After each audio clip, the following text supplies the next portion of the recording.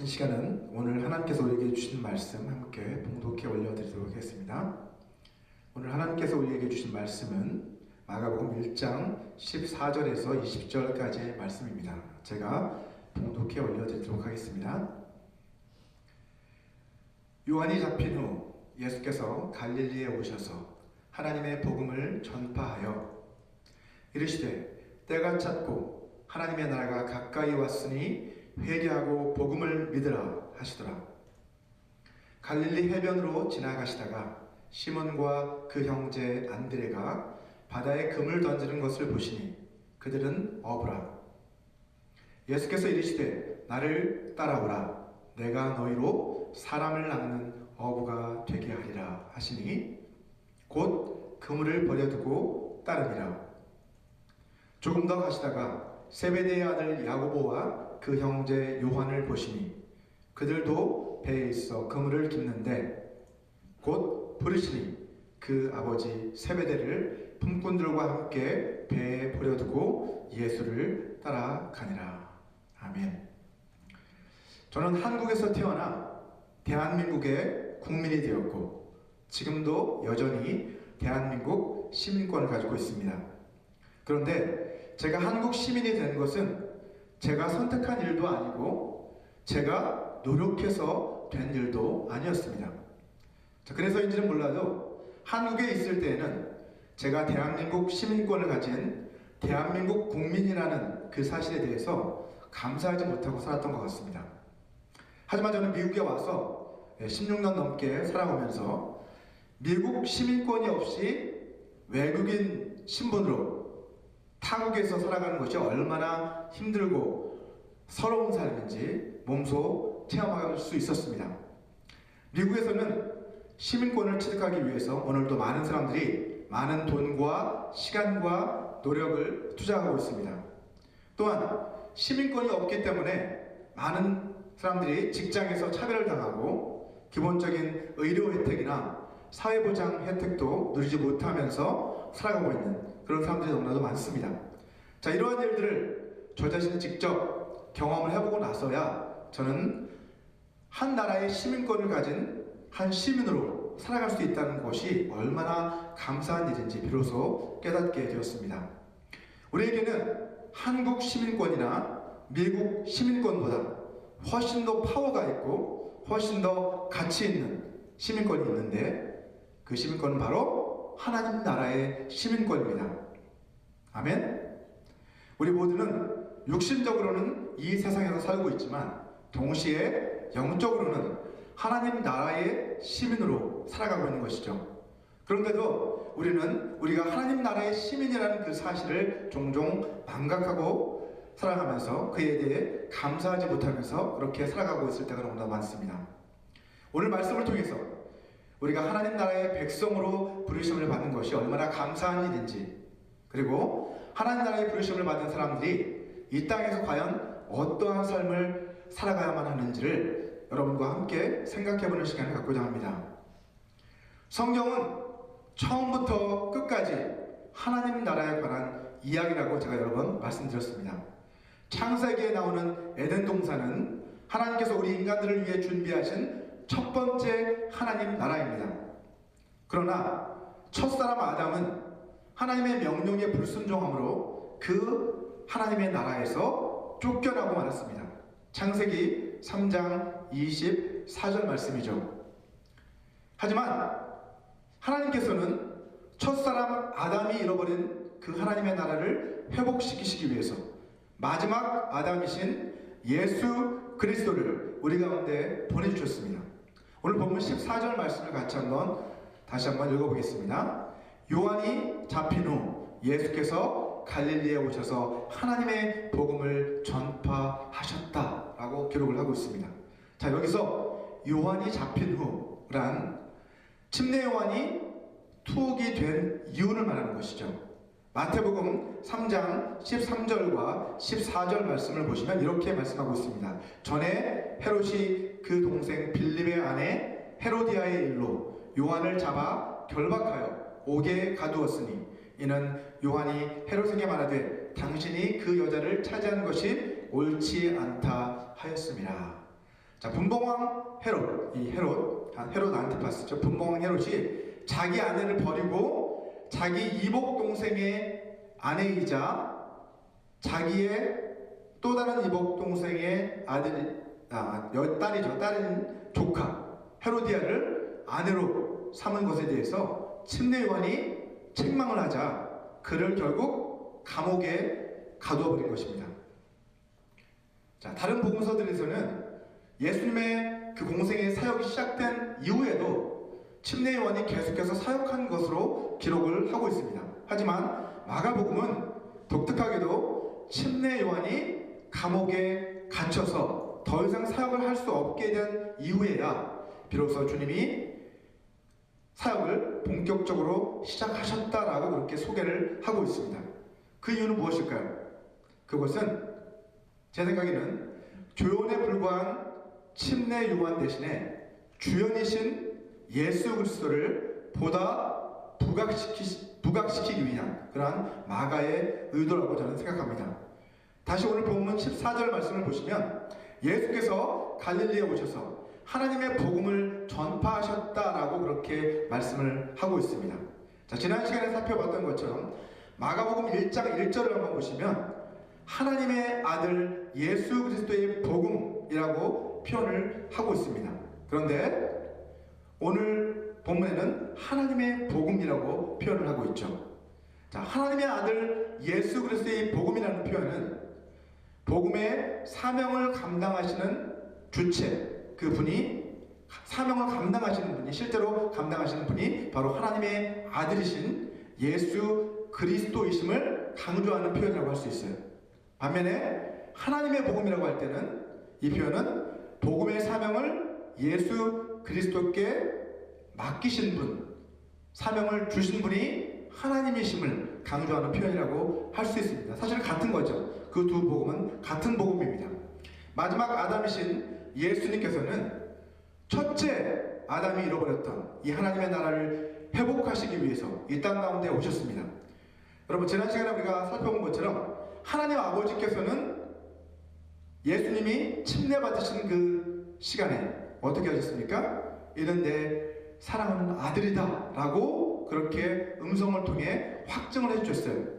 다시 말해서 이 예수가 하나님 나라를 상속받을 하나님의 아들이다 라고 그렇게 선포를 하신 것이죠.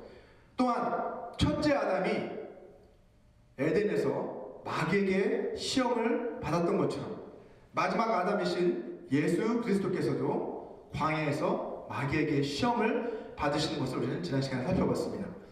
하지만 첫째 아담이 마귀가 주는 그 죄의 유혹을 이기지 못하고 범죄했던 것과는 달리 마지막 아담이신 예수 그리스도께서는 마귀의 모든 유혹을 말씀으로 다 물리치셨습니다. 여러분, 하나님의 나라는 하나님께서 그 아들에게 물려주시는 나라입니다. 오늘 본문 15절을 보시면 하나님 나라의 상속자이신 예수 그리스도께서 공생의 사역을 시작하시면서 가장 먼저 하신 일은 하나님 나라가 가까이 왔다라고 하는 그 소식을 선포하는 것이었습니다. 자, 여기에서 때가 찼다라는 말은 어떤 의미일까요? 자, 그것을 알기 위해서는 먼저 여기서 말하는 때가 무엇을 말하는지 알아야 할 필요가 있습니다. 자, 헬라어에는 때, 곧 time을 의미하는 두 가지 단어가 있습니다. 우리 화면을 한번 봐주시면 화면에서 보시는 것처럼 그 첫 번째는 크로노스라는 단어가 있고요. 두 번째는 카이로스라는 단어가 있습니다. 많이 여러분도 아마 들어보셨을 것입니다. 자, 크로노스라는 단어는 연대기적 순서에 따른 시간, chronological time이죠. 연대기적 시간 순서에 따른 그 시간, 연대기적 순서에 따른 일어난 순서에 따른 그 시간을 말할 때 이 크로노스라는 단어가 사용이 되고요. 반면에 카이로스라는 단어는 어떤 적당한 기회, 때, 중요한 순간 이런 것들을 의미할 때 사용되는 단어가 바로 카이로스라는 단어입니다. 자, 크로노스가 양적인 시간이라면 카이로스는 질적인 시간이라고 할 수 있습니다. 자, 크로노스는 한번 지나가 버리면 이제 사라져 버리는 시간인 반면에 카이로스는 계속해서 기억되는 시간이죠. 하나님 안에서 영원히 기억되는 그 순간, 그것이 바로 카이로스입니다. 자, 성경에서 카이로스는 주로 하나님이 정하신 시간, 하나님이 기억하시는 시간이라는 의미로 많이 사용이 되고 있습니다. 마치 연극이나 영화에서도 그 연출자의 의도에 따라 각각의 장면들이 순서에 따라 연출이 되잖아요. 그죠? 시간 순서에 따라 연출이 됩니다. 이처럼 하나님의 구원의 드라마는 하나님의 시간표대로, 하나님의 시간표에 따라, 즉 하나님의 카이로스에 따라서 흘러가도록, 그렇게 일어나도록 그렇게 짜여져 있는 것이죠. 따라서 때가 찼다라고 하는 이 말은 이제 하나님의 그 시간표에 따라, 하나님의 계획에 따라 주인공이신 예수님이 본격적으로 무대에 오르실, 이제 사역을 시작하실 때가, 그 준비가 다 맞춰졌다라는 그런 의미로 볼 수 있습니다. 먼저 예수님은 하나님 나라가 가까이 왔다라고 이렇게 선포하시는데요, 예수님이 선포하신 그 하나님의 나라는 무엇을 말하는 걸까요? 하나님 나라란 말 그대로 하나님이 통치하시는 나라를 의미합니다. 먼저 하나님 나라는 여러분 민주주의와는 다릅니다. 민주주의에서는 국민들에게 주권이 있습니다. 하지만 하나님 나라는 하나님께 주권이 있죠. 그렇다고 해서 하나님 나라는 군주주의도 아닙니다. 군주주의는 최고 통치권을 가진 한 사람에 의해 다스림을 받는 그런 체제인 반면에, 하나님 나라는 하나님이 통치하시긴 하지만 그 나라의 백성인 우리들도 함께 다스리는 그런 나라이기 때문입니다. 마지막으로 하나님 나라는 얼핏 보면 공산주의나 사회주의와 아주 비슷해 보이지만 사실은 그렇지 않습니다. 공산주의나 사회주의는 사회 구조의 변화를 통해서 유토피아를 이룰 수 있다라고 그렇게 주장을 하지만, 하나님 나라는 회개를 통한 인간의 본질적인 변화를 통해서만 궁극적인 그 완성에 이른다는 측면에서 이 둘은 서로 분명한 차이가 있습니다. 물론 하나님 나라는 이 세상에 속한 나라가 아니기 때문에 인간이 만들어낸 이러한 이데올로기들과는 다를 수밖에 없는 것이죠. 요한복음 18장 36절 말씀을 같이 한번 읽어보겠습니다. 시작.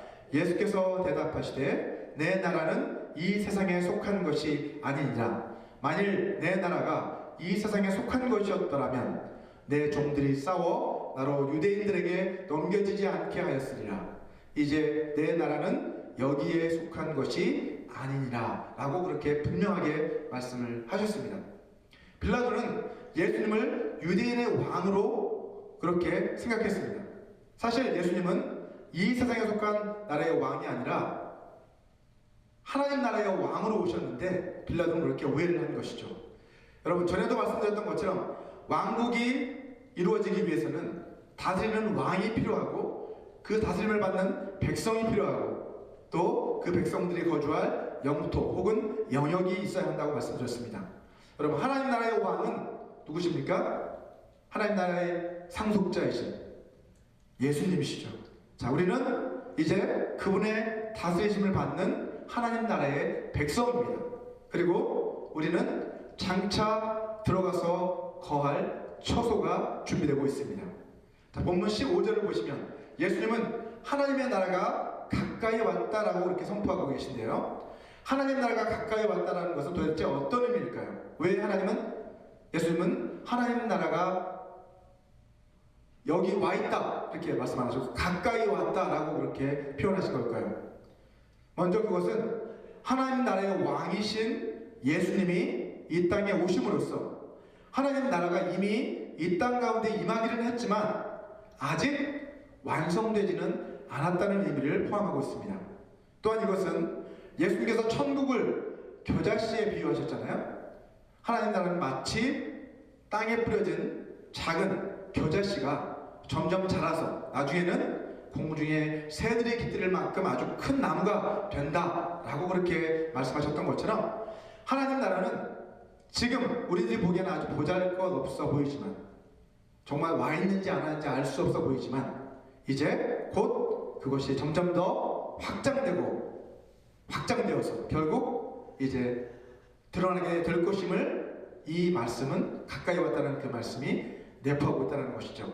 지금 이 순간에도 여러분, 하나님의 나라는 세계 곳곳에서 예수님을 믿고 하나님 나라에 새롭게 들어오는 그 사람들이 계속해서 생겨남으로 인하여서 계속해서 확장되어져 가고 있습니다. 자, 이어서 예수님께서는 하나님 나라가 가까이 온 것에 대해서 우리가 어떤 반응을 보여야 하는지에 대해서도 말씀해 주십니다. 그 말씀은 회개하고 복음을 믿어야 한다는 것입니다. 회개하고 복음을 믿으라. 자, 회개하고 복음을 믿음으로써 어떻게 되기 때문에 하나님 나라의 백성이 될 수 있기 때문이죠. 그리고 그렇게 해서 하나님 나라의 시민이 될 수 있는 것입니다. 자, 하나님 나라가 가까이 오긴 했지만 그 하나님 나라가 하나님 나라로 세워져 가기 위해서는 그 백성들이 생겨나야 하는 거예요. 그러기 위해서는 회개하고 하나님 그 복음을 회개하고 복음을 믿고 받아들일 때에만 하나님 나라가 이제 세워져 갈 수 있게 된다는 것입니다. 여러분, 미국 시민권은 아무나 딸 수 있는 것이 아닙니다. 일반적으로 시민권을 신청하기 위해서는 먼저 영주권을 취득해야 하고 그 후에 5년을 더 기다려야 비로소 시민권 신청을 할 수 있는 자격이 주어집니다. 이처럼 미국 시민권을 따기 위해서는 시간도 많이 걸리고 또 그 절차와 자격 요건도 까다롭고 돈도 많이 듭니다. 하지만 하나님 나라의 시민권은 누구나 다 쉽게 딸 수 있습니다. 하나님께서는 회개하고 예수 그리스도를 믿는 사람들은 누구나 다 하나님 나라의 시민이 될 수 있다라고 그렇게 약속하셨습니다. 요한복음 3장 16절 말씀을 같이 한번 읽어볼까요? 우리 시작. 하나님이 세상을 3장 16절 시작. 하나님이 시작. 요한복음 3장 16절 우리 없으면 우리 같이 한번 우리 다 암송하고 계시죠? 같이 읽겠습니다. 시작. 하나님이 세상을 이처럼 사랑하사 독생자를 주셨으니 이는 그를 믿는 자마다 멸망하지 않고 영생을 얻게 하려 하심이라. 아멘. 예. 누구나 믿기만 하면 하나님 나라의 시민이 될 수 있다는 거예요. 그렇다면 이처럼 하나님의 은혜로 하나님 나라의 시민이 된 우리는 어떤 삶을 살아가야 할까요? 먼저 우리는 이 기쁜 소식을 온 세상에 선포해야만 합니다. 예수 그리스도께서 이 땅에 오심으로 하나님의 나라가 우리 가운데 임하게 되었다고 우리는 선포해야만 합니다. 예수님을 믿음으로써 누구든지 하나님 나라의 시민이 될 수 있다는 것을 우리는 알려야만 합니다. 우리는 주님 다시 오실 때까지, 그때까지 모든 사람들을 하나님 나라로 초대하는 그 사명을 계속해서 감당해 나가야만 합니다. 또 우리는요, 하나님 나라의 백성답게, 시민답게 그런 삶을 계속해서 살아가야만 합니다. 예수님이 하나님 나라를 다스리는 왕이심을 인정하는 사람들은 이제 예수님이 삶의 주인이심을 인정하는 것이기 때문에 자신의 삶도 주님께서 다스리시도록 그렇게 내어드려야만 합니다. 이제 나 자신의 어떤 계획과 뜻대로 살아가는 것이 아니라 하나님의 계획과 뜻이 무엇인지를 묻고 그 뜻에 순종하는 삶을 살아가는 사람들이 바로 하나님 나라의 백성들인 것이죠. 내가 원하는 삶이 아니라 하나님이 기뻐하시는 삶을 살아가기로 결단해야만 합니다. 예수님께서 하나님 나라의 도래와 하나님 나라의 복음을 선포하신 이후에 그 다음 하신 일은 하나님 나라를 함께 세워나갈 사람들을 부르시는 일이었습니다. 예수님께서는 어떤 사람들을 하나님의 일꾼으로 부르셨습니까, 여러분? 한국 사람들은 어떤 일을 위해서 사람들을 뽑을 때 주로 학벌도 따지고 가급적이면 같은 고향 출신을 선호하는 그러한 경향이 있습니다. 하지만 예수님은 하나님의 나라를 함께 세워나갈 일꾼들을 택하실 때 학벌이나 출신이나 지역을 따지지 않으셨습니다. 오늘 본문 16절에서 보듯이 예수님께서 하나님 나라의 동역자들로 처음 택하신 사람들은 누구였습니까? 갈릴리 해변의 어부들이었습니다. 자, 예수님이 공생의 기간 동안 주로 사역하시며 활동하셨던 그 지역이 이 갈릴리라는 지역이었는데, 이 갈릴리 지역에서 가장 흔한 직업, 그 당시 가장 흔한 직업이 바로 어부라는 직업이었습니다. 이처럼 주님은 지극히 평범한 사람들을 하나님 나라의 일꾼으로 부르셨습니다. 자, 오늘도 주님은 저와 여러분과 같이 일상 속에서 아주 평범한 일상을 살아가고 있는 그런 사람들, 그런 평범한 사람들을 하나님 나라의 일꾼으로 계속해서 초대하고 계십니다. 또한 주님께 부르심을 받았을 때 이 어부들은 모두 자신들의 일터에서 성실하게 일을 하고 있었습니다.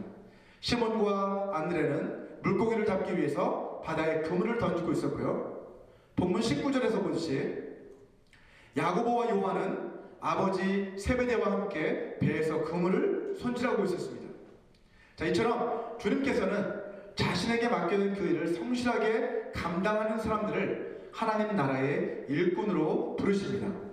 자, 그렇다면 예수님께서 부르신 사람들에게 주님은 어떤 사명을 맡기셨습니까? 오늘 본문 17절을 한번 보시면 예수님께서는 그들을 사람을 낚는 어부가 되게 하시겠다라고 그렇게 말씀을 하셨습니다. 사람을 낚는 어부, fishers of men. 자, 주님께서는 어부였던 그들의 이해를 돕기 위해서 아마도 이런 비유를 사용하셨던 것 같습니다. 마치 어부들이 그물로 물고기를 건져 올리는 것처럼 그들이 이제 곧 사람들을 구원하는, 멸망에서 건져 올리는 그러한 일을 하게 될 것임을 비유로 말씀하신 것이죠. 자, 이 당시에는 사람을 낚는 어부라고 하는 이 표현이 사람들에게 아무런 거부감도 주지 않았을 거지만 요즘에는 이 표현이 사람들에게 거부감을 줄 수 있는 표현으로 전락하고 말았습니다. 사람을 낚는 어부라고 하는 이 표현을 아주 부정적인 이미지로 만들어버린 그 원흉은 무엇입니까? 바로 피싱이라고 하는 그러한 사기 수법입니다. 여러분도 아마 많이 들어보셨을 겁니다. 아마도 피싱을 당하신 분도 있을 거예요. 이 피싱은 낚시를 뜻하는 이 fishing이라는 단어와 발음이 똑같죠. 예, 철자만 다릅니다. F로 시작하는 fishing과 이거는 PH로 시작하는 fishing은 다른 것이죠. 자, 이 단어는 사실은 퍼스널 데이터와 fishing이라는 단어를 합성한 단어라고 하는데 마치 미끼를 이용해서 물고기를 낚아 올리는 fishing처럼 이메일이나 메신저를 통해서 유명 은행이나 카드사 혹은 정부 기관을 사칭해서 이제 메시지를 그쪽에서 보낸 것처럼 속여서 상대방이 그것을 클릭했을 때, 그것을 물었을 때 상대방의 신용 정보를, 그 퍼스널 데이터를 몰래 빼내가는 그런 사이버 범죄를 가리켜서 피싱이라고 합니다. 자, 최근에는 그 수법이 더욱 발전해서 요즘은 AI 기술이 사용되잖아요. 그죠? 그래서 음성 변조가 가능하고 영상 변조도 사용이 돼서 이제 보이스 피싱이 점점점 아주 악랄해지고 있습니다. 딥페이크라고 하는 그런 기술을 통해서 사람들의, 심지어는 사람의 얼굴까지 합성을 해서 그렇게 사람들을 속이는 그런 경우가, 사례가 점점점 많아지고 있다고 합니다. 이처럼 여러분, 피싱에 대한 그러한 부정적 이미지 때문에 우리는 사람을 낚는 어부라고 하는 이 표현을 사용할 때 조심해야 할 필요가 있겠습니다. 자, 영어에서 직업적인 어부를 가리킬 때 아까 그 영어 성경에서 봤듯이 피셔라고 하잖아요. 피셔라고 하는데 취미나 스포츠로 물고기를 잡는 사람 역시 똑같이 피셔라고 합니다. 영어에서는 똑같아요. 이 두 가지가 피셔. 근데 한국말에서는 이 두 가지가 서로 다르죠. 자, 취미나 스포츠로 물고기를 잡는 그런 사람들은 보통 뭐라고 합니까? 낚시꾼이라고 하죠. 낚시꾼들 이렇게 이야기하고, 직업적으로 물고기를 잡는 사람들은 그냥 어부라고 이렇게 구분을 해서 표현을 합니다. 자, 이 두 가지 표현 중에서 우리 그리스도인들은 낚시꾼이 되어서는 안 되고 어부가 되어야만 하겠죠. 왜냐하면 사람을 구원하는 일은 어떤 취미나 어떤 자기 스포츠로 할 수 있는 일이 아니라 안 해도 되고 해도 그만이 그런 일이 아니라 정말 자기의 천직으로, vocation으로 해야만 하는, 우리의 사명으로 감당해야만 하는 일이기 때문에 우리는 어부라는 표현으로 우리 자신을 표현해야만 합니다. 자, 여기서 나를 따라오라 라는 그 말씀은 하나님 나라의 건설에 너희가 동참하라 라고 하는 예수님의 초대죠. 예수님의 부르심입니다.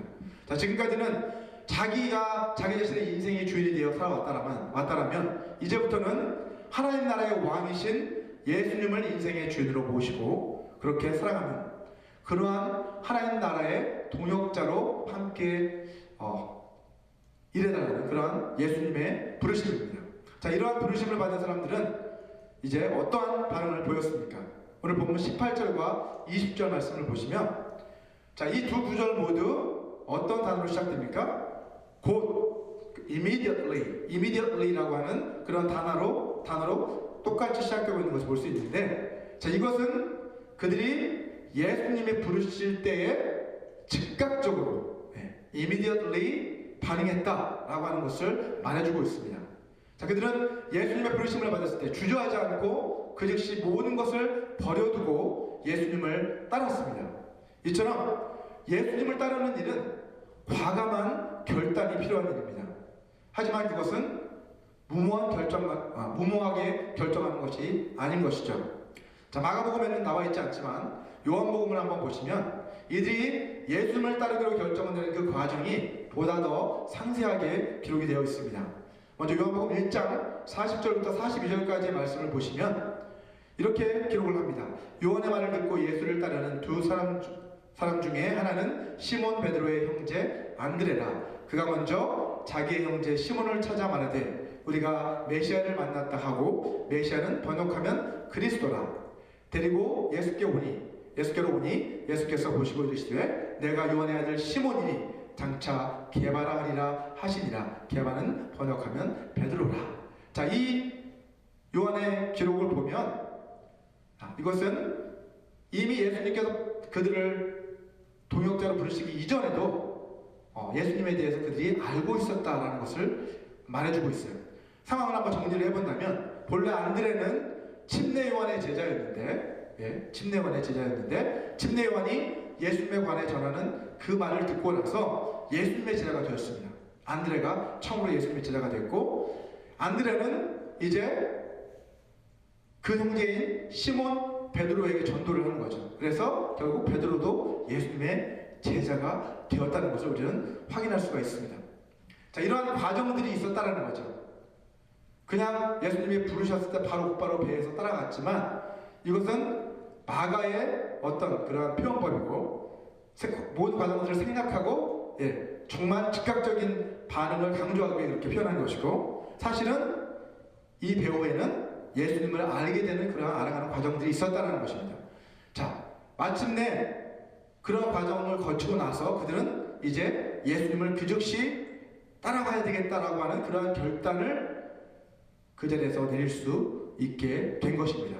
자, 예수님을 따르기로 한 이들의 결정이 한순간 그냥 갑작스럽게 되는 그런 결정이 아니라, 무모한 결정이 아니라 아주 신중한 그러한 고민이 있었고, 또 예수님이 부르셨을 때 마지막으로 과감하게 결단하는 그러한 일들이 분명하게 있었던 것을 보여주는 것이죠.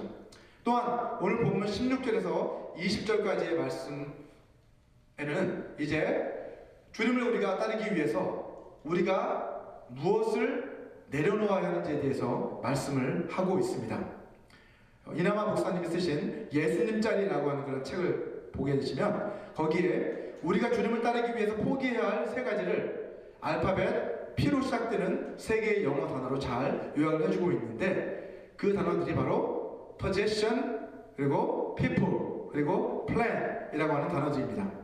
자, 이 세 가지를 포기해야 우리는 주님을 따를 수 있다는 것이죠. 자, 첫째, 주님을 따르기 위해서는 possession, 곧 소유에 대한 집착을 우리가 내려놓아야만 합니다. 여러분, 시몬과 안드레는 그물을 버려두고 예수님을 따랐습니다. 또 야고보와 요한은 아버지 세베대를 품꾼들과 함께 배에 버려두고 따랐다라고 기록을 하고 있습니다. 자, 여러분, 어부들에게 있어서 그물과 배는 생계의 수단임과 동시에 그들이 가지고 있었던 아마도 전 재산이었을 것입니다. 여러분, 제자들이 배와 그물을 버려두고 주님을 따랐던 것처럼 우리들도 주님을 따르기 위해서는 우리가 가지고 있는 그 모든 소유를 주님 앞에 내려놓을 수 있어야만 한다는 것이죠. 누가복음 14장 33절 말씀을 보시면 주님은 이렇게 말씀하십니다. 이와 같이 너희 중에 누구든지 자기의 모든 소유를 버리지 아니하면 능히 내 제자가 되지 못하리라 라고 말씀하십니다. 또한 마태복음 6장 24절을 한번 보시면 우리는 하나님과 재물을 겸하여 섬길 수 없다라고 그렇게 또 말씀하고 계시죠. 한 사람이 두 주인을 섬길 수 없다는 것이죠. 하나님과 재물을 다 주인으로 섬길 수 없고, 우리가 하나님을 주인으로 모셨다면 이제 그 재물 역시 우리는 버릴 수 있어야 한다는 것입니다. 여러분, 주님을 따르기로 결정하는 것, 그것은 주님이 내 인생의 주인이심을 인정하는 것이죠. 그죠? 그렇다면 주님이 나의 주인이시면 내가 가진 모든 것도 주님의 소유라는 것을 인정할 수 있어야 한다는 것이에요. 그냥 버리라는 게 아니죠. 다 내가 가진 모든 소유를 다 그냥 버려버려라 이게 아니라, 이 말에는 내가 정말 하나님을 주인으로 모셨다면 너의 모든 소유 역시 하나님의 것임을 기억하고 하나님께서 원하시는 것을 써야 한다 라고 하는 것을 우리에게 가르쳐주고 있습니다. 자, 둘째, 주님을 따르기 위해서는요, 두 번째, people, 곧 사람에 대한 집착도 내려놓아야만 합니다. 여러분, 본문에서 제자들은 아버지와 품꾼들을 배에 버려두고 그 즉시 예수님의 뒤를 따랐습니다. 자, 그들은 예수님을 따르기 위해서 가족과 직장 동료들을 떠나야만 했던 것이죠. 자, 이것은 그들이 가족들과 또 동료들과 완전히 관계를 끊었다라는 그런 의미가 아닙니다. 이것은 주님이 그들을 부르셨을 때 주님을 따라가기 위해서 이제 그들은 삶의 최우선순위를 바꾸었다는 거예요. 주님을 최우선순위에 두어 주님과의 관계를 최우선순위에 두었다는 것입니다. 예. 우리 누가복음 14장 26절 말씀을 보시면 이렇게 말씀합니다. 무릇 내게 오는 자가 자기 부모와 처자와 형제와 자매와 더욱이 자기 목숨까지 미워하지 아니하면 능히 내 제자가 되지 못한다 라고 주님은 말씀하셨습니다. 자, 이것을 가족도 막 미워해야 된다, 예, 자기 목숨도 미워해야 된다, 이렇게 그대로 받아들여서는 안 되죠. 만약 여러분이 여러분의 자녀를 주님보다 더 사랑한다면 자녀가 여러분에게 있어서 우상인 것입니다. 부모도 마찬가지고 남편도 마찬가지입니다. 예. 내가 더 사랑하는 그 무엇인가가 있다면 그것이 우리에게 우상인 것이죠. 예. 그렇다면 하나님을 사랑할 수 없다는 거예요. 내가 하나님보다 더 사랑하는 무엇이 있다라고 하면 그것은 하나님을 사랑하지 못한다는 거예요. 두 가지를 함께 사랑할 수 없잖아요. 앞에서 살펴본 것처럼 우리가 주님을 사랑하고 또 주님을 나의 삶의 주인으로 모셔드렸다면 이제는 하나님을 최우선순위, 주님을 최우선순위에 놓고 주님을 가장 먼저 사랑해야 한다는 것을 가르쳐주고 있는 거예요. 왜냐하면 하나님을 진정으로 사랑할 때 비로소 우리는 가족들도 친구들도 또 동료들도 진정으로 사랑할 수 있게 되기 때문입니다. 하나님을 사랑하지 않으면서 다른 사람을 사랑한다라고 하는 것은 거짓말인 거예요. 그렇기 때문에 우리는 먼저 사람들에 대한 집착을 내가 애착을 가지고 있었다면 그것을 먼저 내려놓고 하나님을 먼저 사랑하는 그러한 결단을 내려야만 한다는 것이죠. 자, 세 번째 우리가 내려놔야 할 것은 바로 플랜. 주님을 따르기 위해서는 플랜, 곧 우리 인생의 모든 계획들도 역시 내려놓아야만 합니다. 예수님을 만나기 전까지는 아마도 제자들은 업으로서 어떻게 가족들을 먹여 살려야 할 것인지, 그리고 내가 이 업으로서 어떻게 성공을 해야 할 것인지 그런 것들을 고민하며 살았겠죠. 또 나름대로의 삶의 플랜들이 있었을 것입니다. 하지만 주님을 만나고 나서 그들은 자기 자신들의 그 모든 플랜들을 다 내려놓고 그 즉시 주님의 뒤를 따랐습니다. 마태복음 16장 24절 말씀을 우리 같이 한번 읽어보도록 하겠습니다. 같이 읽어볼까요? 시작. 이에 예수께서 제자들에게 이르시되 누구든지 나를 따라오려거든 자기를 부인하고 자기 십자가를 지고 나를 따를 것이니라. 아멘. 자, 여기서 자기를 부인한다는 것은요, 자기 자신의 모든 계획과 생각과 주장도 내려놓고 주님의 계획과 뜻에 철저히 굴복하는 것을 말하는 거예요. 주님이 내 인생의 주인이심을 믿는다면 우리는 우리의 소유를 내려놓을 뿐만 아니라 우리 인생의 모든 계획과 나의 고집 역시도 주님 앞에 내려놓아야만 하는 것이죠. 여러분, 주님을 따르는 것은요, 내가 원하고 또 내가 계획했던 대로 살아가는 것이 아니라 이제 주님이 원하시고 주님이 이끄시는 대로 대로 살아가기로 결단하는 것이 바로 이제 주님을 따르는 것입니다. 여러분, 하나님 나라의 부르심은 그런 겁니다. 하나님 나라의 부르심을 받은 사람들은 이 세 가지를 반드시 주님 앞에 내려놓아야만 합니다. 저와 여러분 모두가 소유에 대한 집착, 그 사람에 대한 집착, 그리고 내가 가지고 있던 그 모든 개혁과 뜻을 온전히 주님 앞에 굴복시키는 복된 삶을 살아가게 되시기를 주님의 이름으로 축원합니다. 우리 이 시간 오늘 주신 이 메시지를 생각하시면서 우리 잠시 눈을 감고 함께 기도하는 시간을 갖기 원합니다.